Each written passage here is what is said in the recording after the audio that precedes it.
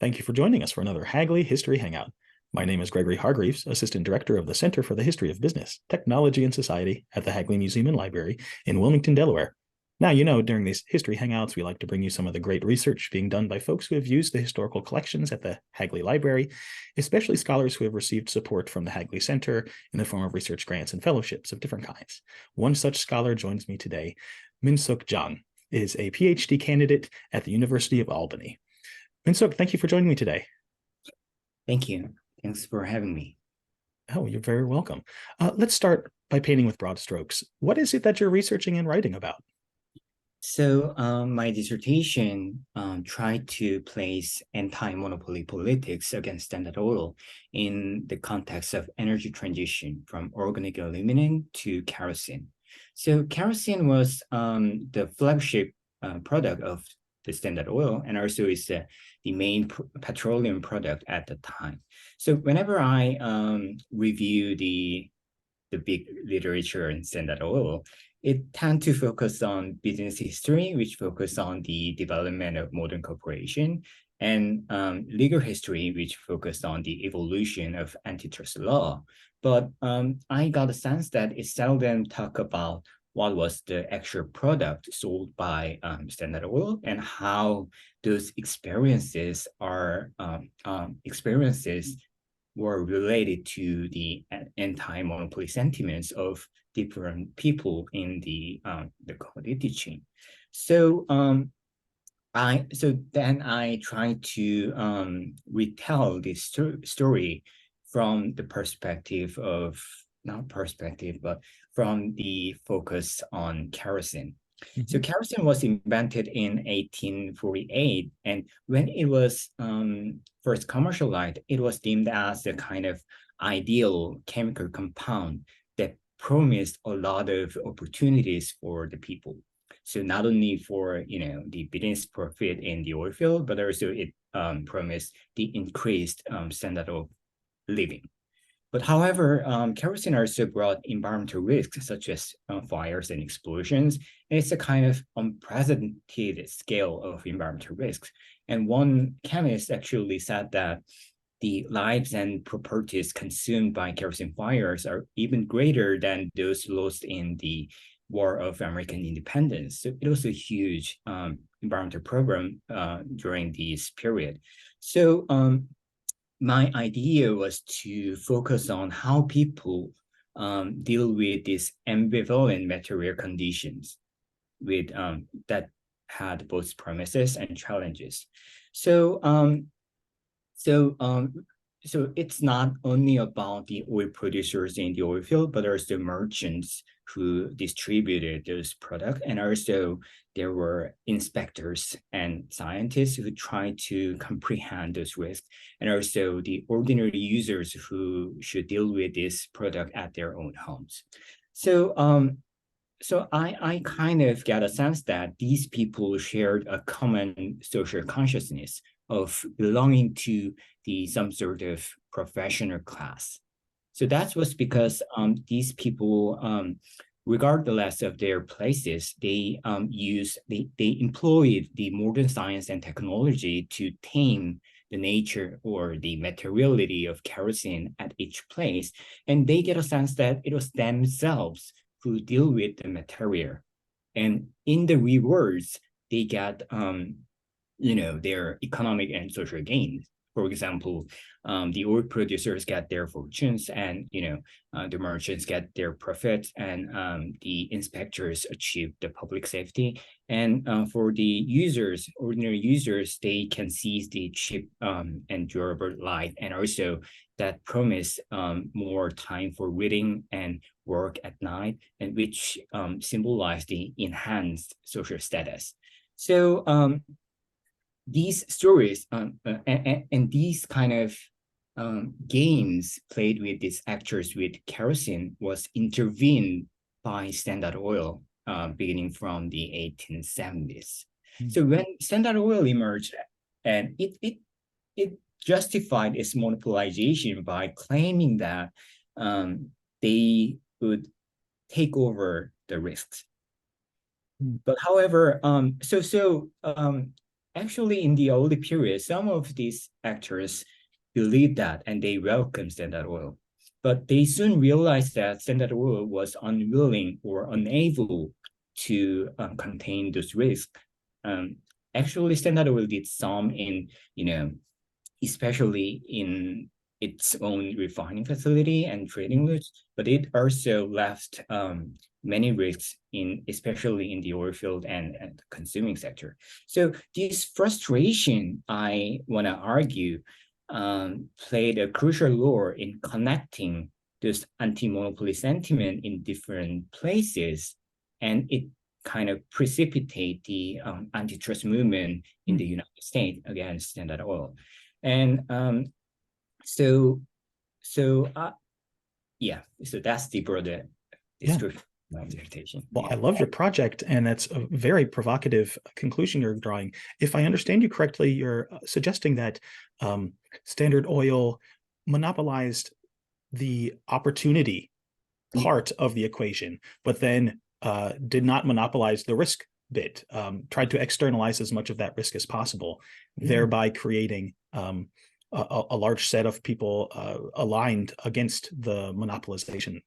Yeah, that's a great point. So in terms of material opportunities, so as a material, kerosene promised a lot of efficiency and especially in terms of the production. So it came from the underground with the pressure. So it's really easy to extract and it's not hard to refine it. So it promised a lot of business opportunity for a lot of people. And also in the consuming side, it is really efficient fuel compared to the organic aluminum because it's mineral energy resource. So, and also it promised versatility.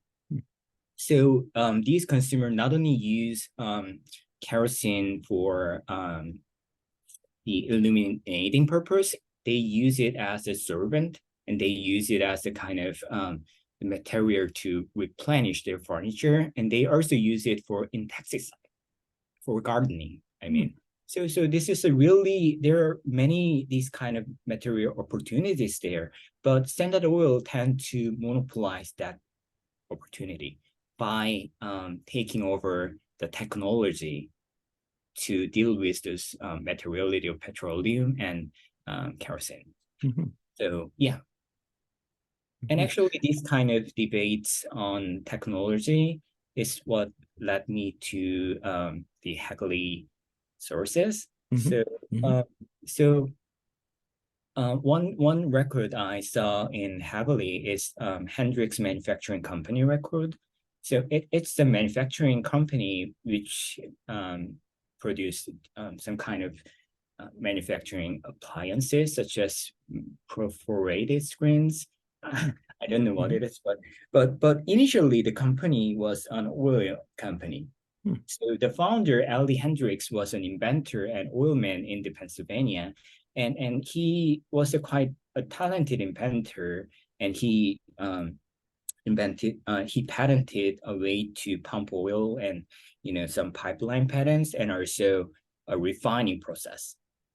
And when so this company began its business in the early 1860s, and after Standard Oil emerged, Rockefeller wants the patents of Hendrix. So yeah, so in 1879, Rockefeller tried to contact Hendrix, and he made 3 contracts with him. So first, so it's really interesting to see the actual document of these contracts. And in the first contracts, Rockefeller asked Hendrix to build that refining facility on the Hendrix patents in some place. And then after checking it works, the Standard Oil made another contract with him about the exclusive commercial use of the patent in the United States. And actually, it was quite generous because the Standard Oil paid royalty. So it was 0.75 cents per gallon And Oh, wow. it's about 7% of the total price of the refined oil. And in terms of margin, it's between 10% to 15%. So it's a not bad royalty. And Hendrix cannot marketize his product to the whole national market. So it's not a bad deal for him. And so that's why he took the contract. And on the third contract, Rockefeller offered him a position in the Standard Oil. So using that money and using that new business network, Hendrix transformed his company into a manufacturing company from oil company. So in terms of economic benefit, it's not a bad deal. However, by monopolizing the patents, Standard Oil took the material opportunity from not only from Hendrix, but also from the other independent producers. So I believe this is a kind of pattern for the Standard Oil. And it tells a lot about why the independent producers oppose Standard Oil, not only because economic motives, but also about the right to deal with the materiality of oil. So this is just one example, and the bigger example is on the pipelines. Of course, there's a famous story about Tidewater oil pipeline company who invented the seaboard pipeline, which connect the Pennsylvania and the European Oil Exchange, and these kind of seaboard pipeline technology was deemed as stored by Rockefeller. So that's the independent oil producer's perspective. And this sense of losing control of the material plays a central role in their opposition.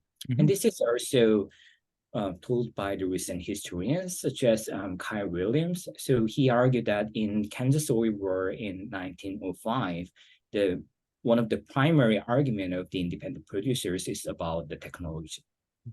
So this is one column I would like to suggest how the group of independent producers oppose Standard Oil.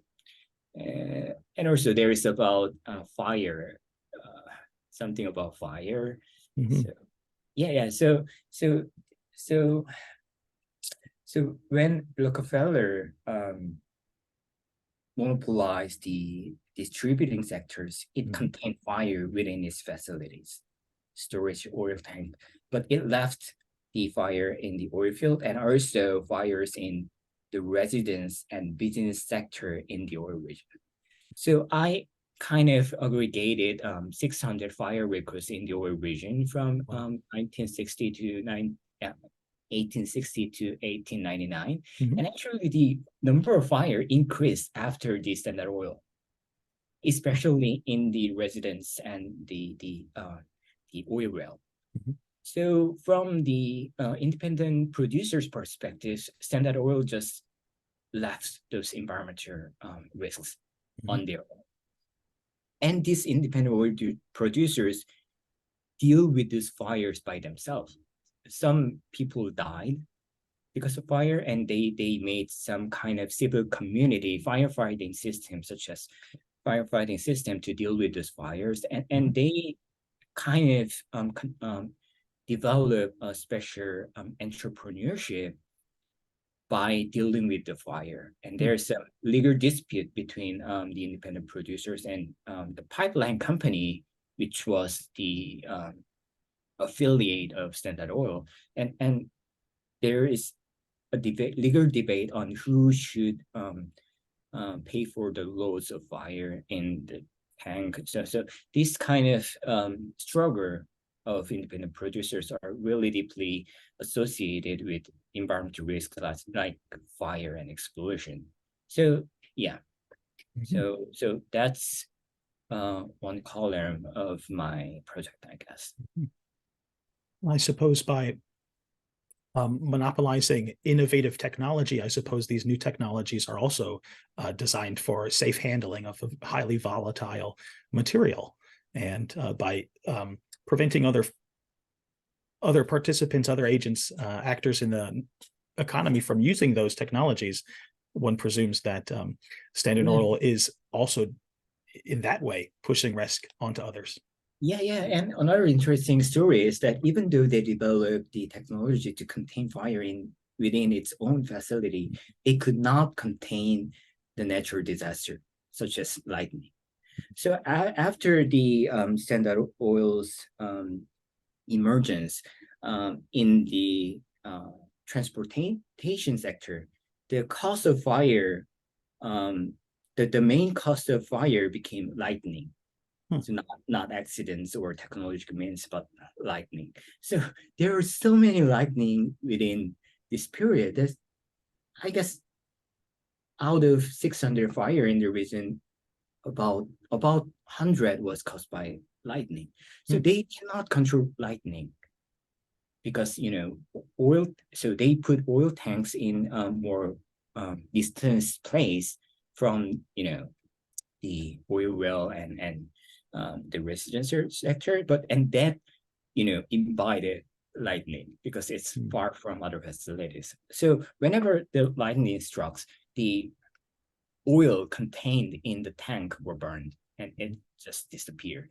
And so these independent producers who had a certificate of their storage in the tank owned by Standard Oil argued that how you could compensate our loss caused by lightning. And their Standard Oil was willing to compensate the loss, but there was the debate about how to price the burned oil. So that's another part of this independent producer struggle. Yeah. Well, how did the anti-monopoly forces coordinate and come to take perhaps political action? It's a really great question. So I recently wrote an article in JGAM about how the political coalition between independent oil producers and American middle-class consumers was possible. So what I examine in the article is the consumer culture of kerosene. So after the commercialization of kerosene, these American consumers, the kerosene was deemed as the poor man's illuminant. So it is so light was luxury before kerosene, and after kerosene, they could more working class and middle income family could afford the light. So light came down. It's just 1/20th of real oil, so it became really cheap.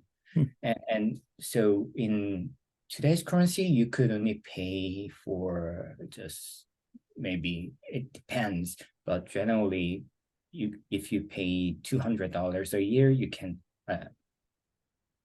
in today's currency, $200 a year could make your life every day. So it became really affordable illuminant. So in the early period, it was deemed as the poor man's illuminant, but as the consumers developed the consumer culture of kerosene, it became the middle class's illuminant. So there is a great story about it. So so they had to deal with so on the one hand, they can seize the cheap light and they can read at night.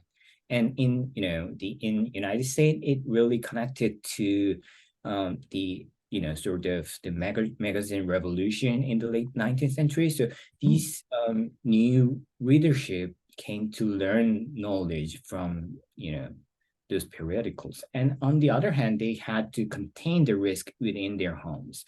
So it's really, there were steps to consume kerosene. First, you need to find the good oil. So in order to find a good oil, you should be an expert. So not only you should smell the oil, and you should check the color. That should not be yellow color. So and also you should implement a technological test, which called the fire test. Hmm. So this fire test is a measure, it's a means to measure the risk of kerosene. So it was initially it was invented for the professional inspectors. So and in Britain, which by the way consume, more kerosene than Americans. Anyway, so in Britain, this fire test was conducted mainly by the professional inspectors who had a license from the government. But in the United States, this kind of governmental effort to regulate kerosene was there, but it's not really effective. So these chemists and domestic advisor encourage the ordinary users to implement the fire test by themselves. So they need to check the temperature of kerosene in which the oil took fire. And it's not very complicated experiments, but it requires some professionality. And because of this lack of regulation or the inability of the public protection, these American consumers were much more closer to the material, and they need to not only check with the fire test, but also they need an extra care of the maintenance of the oil and lamp, that kind of stuff. So these kind of efforts were conceptualized as a kind of social consciousness by the home economists in the late 19th century. So as you know, the home economics movement is about making the middle class home in America. And in that movement, kerosene was really central. So by the late 19th century, 1890s, kerosene became the middle class fuel. So not only for aluminum, but also, in pesticide for gardening. So gardening is a kind of very middle class practices at the time, and kerosene immersion to take care of the bugs were deemed as an essential material for gardening. So there's a bunch of stuff. Yeah. And so this evolution of the middle class consumer culture of kerosene was, I argued, captured by Ida Tagell. So Ida Tagell's famous History of the Standard Oil Company is different, could be differentiated from the previous public writing on Standard Oil in many ways. So there are a bunch of public writings against Standard Oil, such as, Hagley Royd's Wells against Commonwealth, but those previous writings did not suppose a coherent readership. But Ida Tagell's new series, from its very beginning, intentionally considered the middle class consumer of kerosene as their primary audience. So I read some kind of personal notes of Tagell and how she designed her massive project.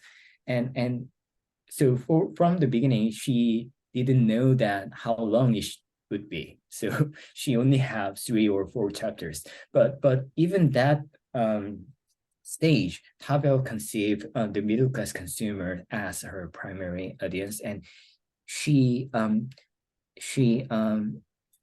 intentionally designed her narrative to appeal to the middle class consumers. This was really important because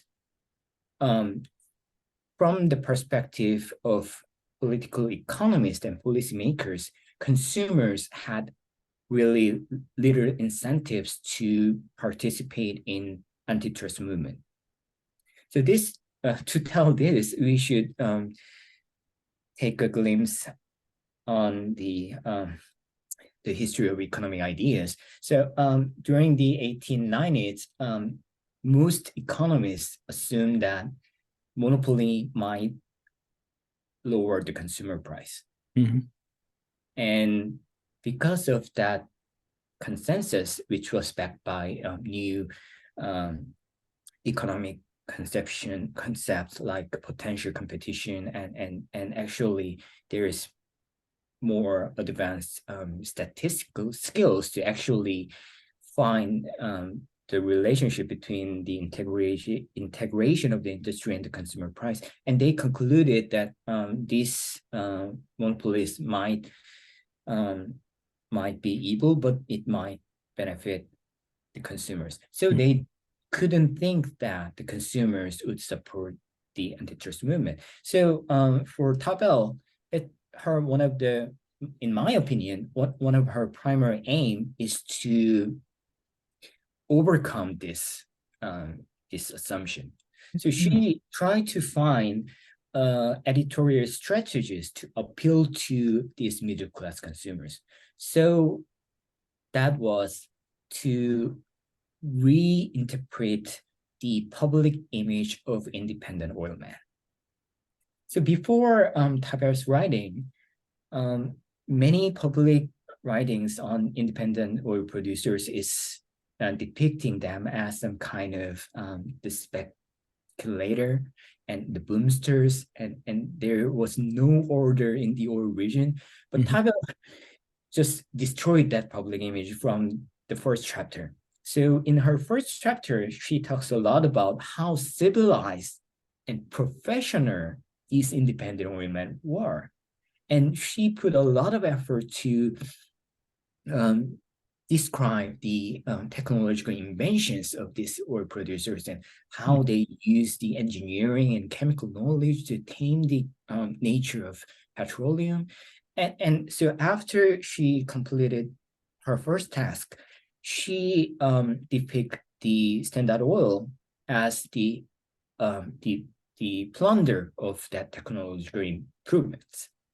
So this narrative strategy kind of, I think, served to build a coalition between these middle-class consumers who thought they themselves were the professional class to tame the kerosene with the independent producers.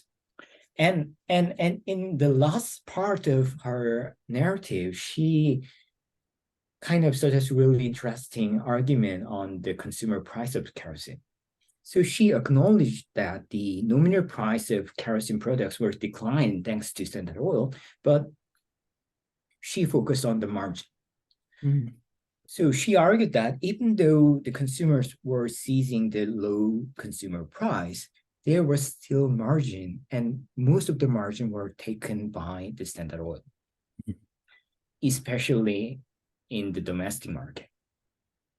So in this sense, Tabel kind of provides, and Tabel argued that those profits should be equally distributed among the independent producers and consumers, because they were those who actually deal with the nature of kerosene and petroleum, and Standard Oil just, without directly dealing with the material, it just plundered the technology and those apparatus. So this argument and strategy of Tabel was realized in the Kansas Oil War in 1905. So that's the main argument in the article. So that's one way to connect those different anti-monopolists in different places by some kind of political strategy to appeal to social consciousness derived from the experiments with kerosene. Yeah. Minseok, I just find your work fascinating, and I can't wait to read your dissertation when it's all done. Thanks for taking the time to share it with me. Thank you. You're welcome. And for the audience, if you would like more Hagley History Hangouts, more information on the Center for the History of Business, Technology, and Society, the Hagley Museum and Library, join us online. You can go to hagley.org. That's HAGLEY.org. Don't be a stranger.